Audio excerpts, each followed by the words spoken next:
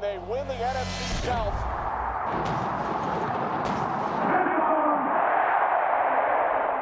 What's good, everybody? Let's talk some Tampa sports. We are back, Week 7 film session, feeling better today. And that is exactly why I do not enjoy doing recaps post-game. Like, literally post-game. I care too much. I get in my feelings, unfortunately. So, I apologize for last night. I was indeed in my feelings. But a huge shout-out to Lions fans. You guys have officially passed up the Philadelphia Eagles fan base for bringing my channel the most amount of dislikes. Round of applause, everyone. Bucs fans, let's give them a round of applause. I didn't think there was a more sensitive fan base than the Philadelphia Eagles. That actually shocked me. That shocked me, especially in a video where I probably spent 10 minutes crying about Mike Evans because I literally got the news right there during the video. 2 minutes talking about how bad the offense was. 2 minutes giving the Lions credit, hyping up Jahmyr Gibbs, giving their defense credit, all these guys stepping up, backups. Okay, sure. Today I am feeling better, though. I mean, we're 5-2. We have the New Orleans Saints coming up this week, which, not going to take them lightly, but talk about a get-right game right before you go into the bye week. So you kind of just hope, like, after the bye week, can we see Bucky Irving added back to this offense? Can we see Chris Godwin added back to this offense? Luke Gedeke, please? I'm tired of the Charlie Heck thing. So I'm feeling better about it. Obviously, I'm still fully confident that this team's going to win the NFC South. When I was getting those updates on my phone last night, the updates were telling me Mike Evans out for the season, broken collarbone, likely to miss the remainder of the season, out for... That's why I was so in my feelings. And then I go on social media and throughout the rest of the night, and then going into today, broken collarbone, not ideal, but you're looking at a 6 to 8 week, if things go well, a 6 to 8 week recovery time frame, which will put him in play to return for the playoffs. Could this end up being a Vita Vea situation in 2020, where the Vita Vea went out in that Chicago game, obviously missed the rest of the season, then came back for the playoffs? Who knows? To be determined there, but feeling better today. Baker's going to bounce back. This team's going to bounce back. This offense is going to bounce back. Let's dive into this. So I know typically I'll do just like the top plays of the game or the biggest plays of the game. In this video, I took a little bit of a different route, just highlighting things I want to call out, whether it be players having good games, players having bad games, what I think worked, what I thought Todd Bowles maybe did well. If Josh Grizzard did anything well, I'll throw it in here. Some missed throws by Baker Mayfield that I thought he had time, guys were open, things like that. So let's go ahead and get started. I like this wrinkle from the Detroit Lions here. Watch Jared Goff. He's going to go under center, waste no time. Under center, boom. I do like that. I do indeed like that. But this is basically just highlighting missed tackling. While this defense had a good day, overall, in my opinion, you hold the Lions to 24 points at home, a team that averages maybe 37, 38 at home, and your offense gave you nothing. They didn't cross the midfield line until the final drive of the first half. That's a huge win for the defense, huge win for Todd Bowles, huge loss for the Todd Bowles haters. You got to look at that objectively and with context. Yes, they put up 24 points, but look what they were working with. There was no complimentary football yesterday at all. Offense did not hold up their end. Defense did the best they could given the situation and given the personnel they were going against in the environment they were playing in. Good move by Gibbs, but yeah, Servase Dennis has to do better here. This is something we've seen throughout the season now at this point. That's not good. Leads to a big game, which ultimately leads to a touchdown for Amon-Ra St. Brown. So they're lined up here. We saw some motion. Laporta and Amon-Ra flip sides. Parrish is man with Amon-Ra on this play. So you let that run. Laporta moves back in motion. You see Jamel Dean go with him. And there's Parrish right there. It's a tough assignment, guarding one of, if not the best slot receiver in the NFL. Amon-Ra over the middle. For a rookie, as good as he's been, that's a tough assignment just to man up like that. And I feel like as the game went later on and on and on, the Bucs defense began to do less and less of that. And obviously, as the game went on, we began to see less of Amon-Ra. He was killing us at the start of the game, though.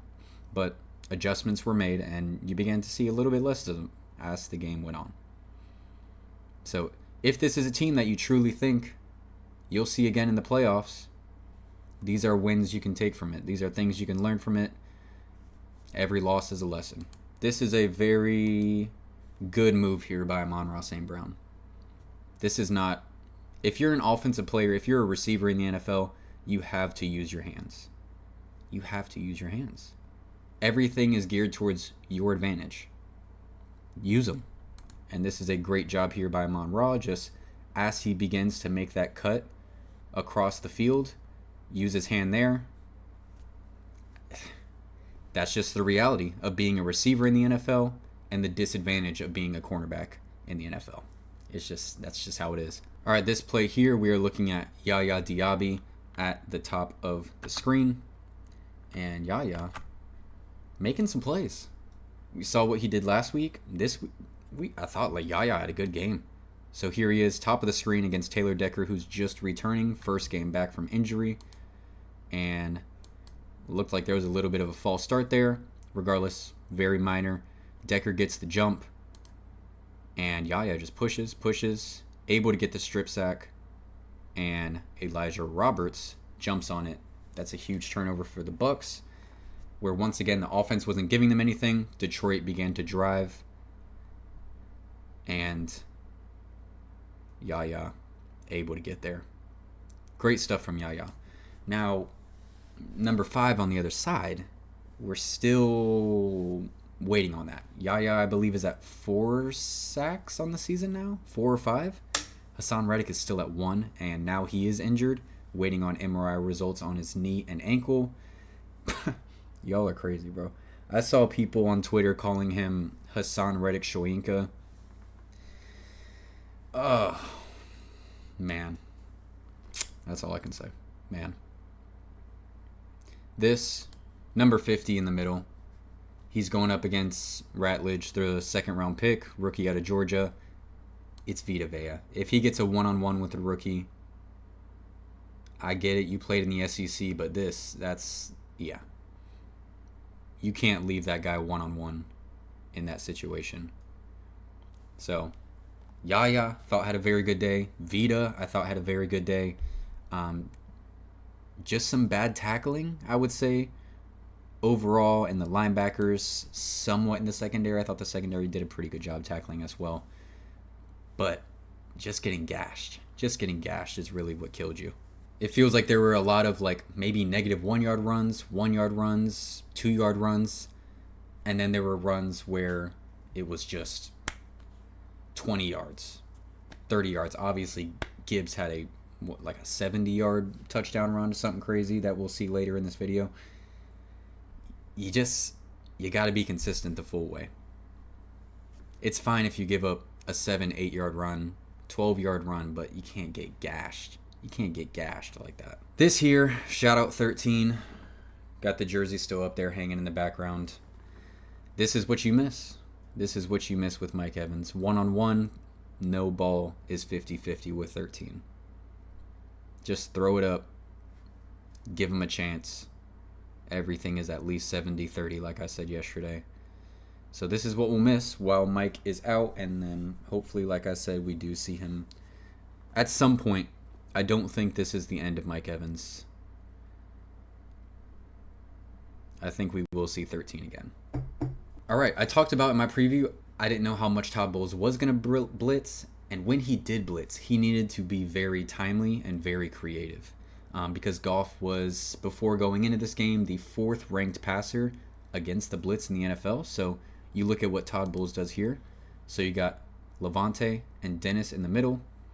Here you got Yaya, Vita, Elijah Roberts, Reddick, and Tyke. So we'll let this play, and then we'll run it back so we can see who comes and goes. Making checks. Jared Goff sees the blitz coming. We got the pickup here on Dennis. So everyone goes. 6 rushers. Yaya, Vita, Dennis. Levante David is the one who was standing on the line, drops back. So here we go. This is a very good play, very good move by Servase Dennis to get around David Montgomery, who is a really good pass blocker as a running back. So as it's been all season, there's good from Dennis, and there's some, unfortunately, very bad that just screams when you watch Bucs games. But there is some good there that leads to a sack. Before I move on to the next play, clock that. Don't forget that blitz, because there's a blitz later on that kind of counters that, and just what Todd Bowles, Todd Bowles had a good day. Just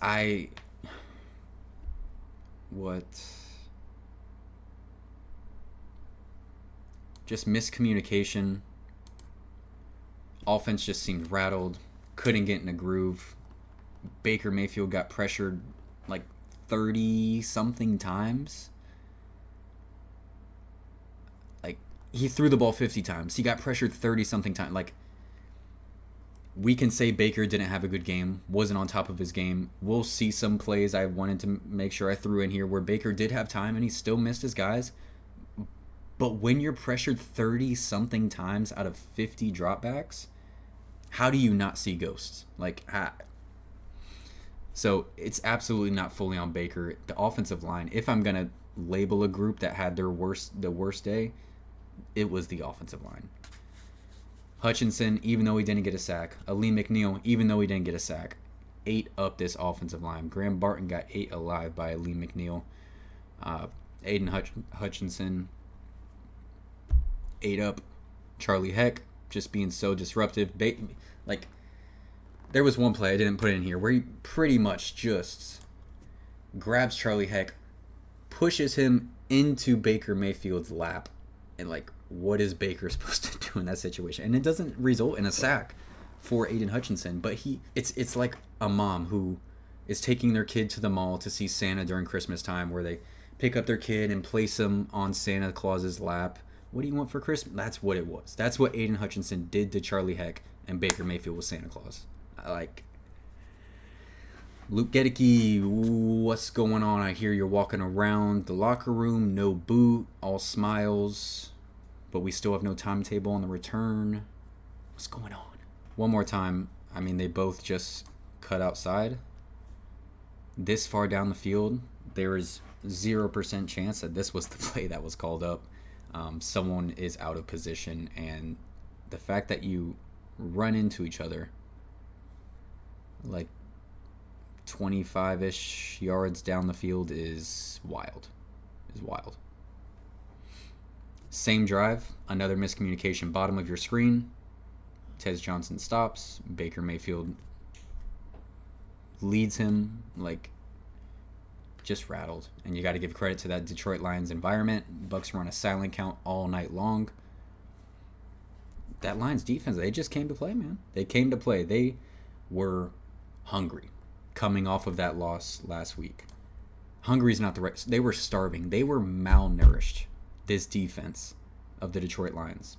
Coming back home, once again, they haven't lost a back-to-back game since 2022. They were malnourished. If they did not get fed last night, they had the attitude that they were going to die. They were that malnourished. And they came out and played with that level of intensity, that level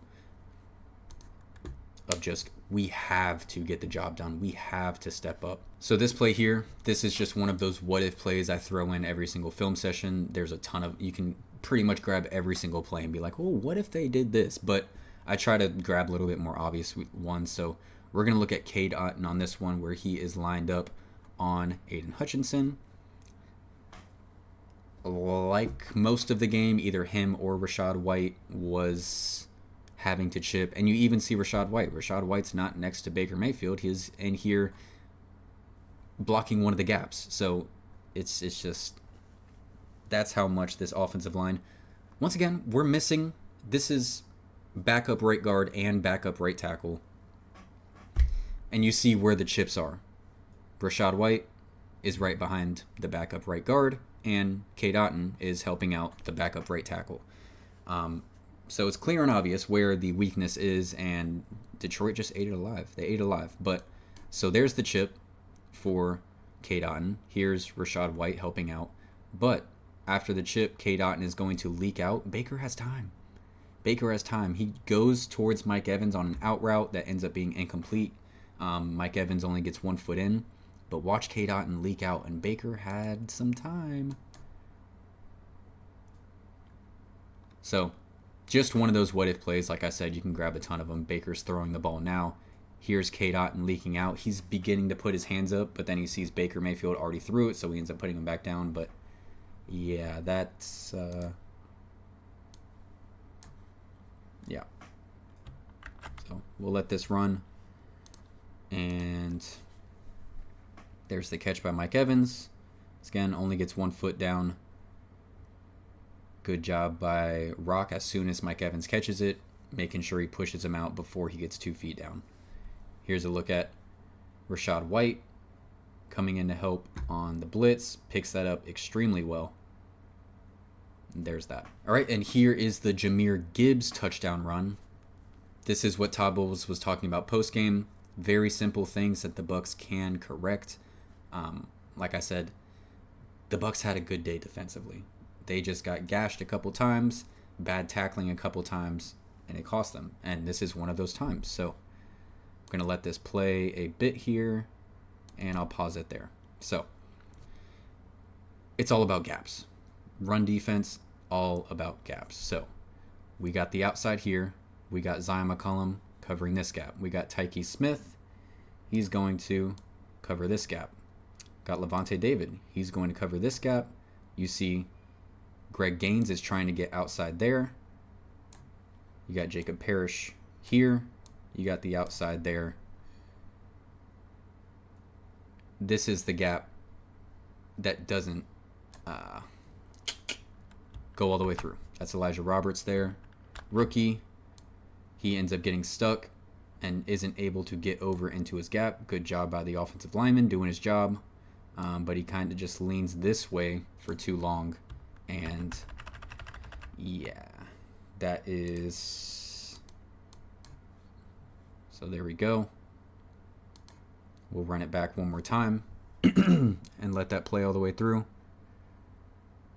Get to your gap, get to your gap, get to your gap, get to your gap. He doesn't get there, and there goes Sonic. You're not going to catch him.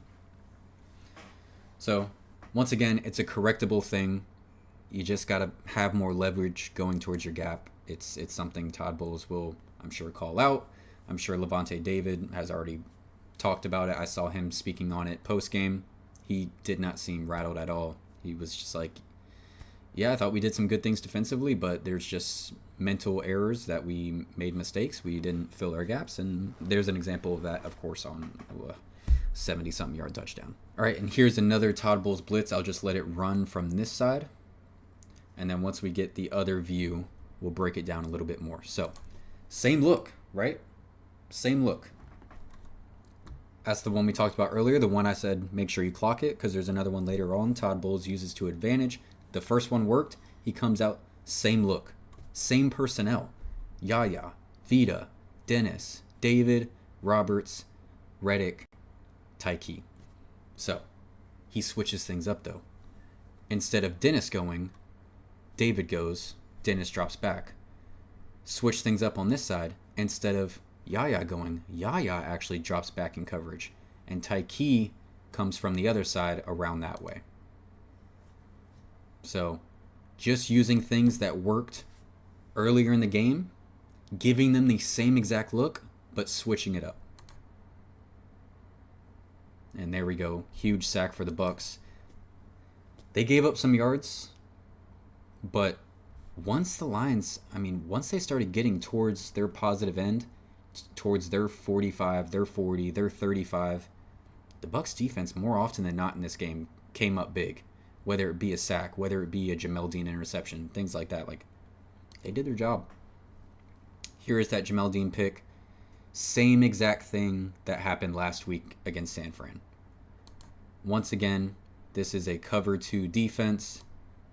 So Dean has the flat at the bottom of the screen, but the same thing on that pick he had against Mac Jones. He's going to drop a little bit back further, just say, I see what I have in front of me, but let me drop a little bit back further because this intermediate sideline is what quarterbacks attack against cover 2. So let me sit back a little bit further.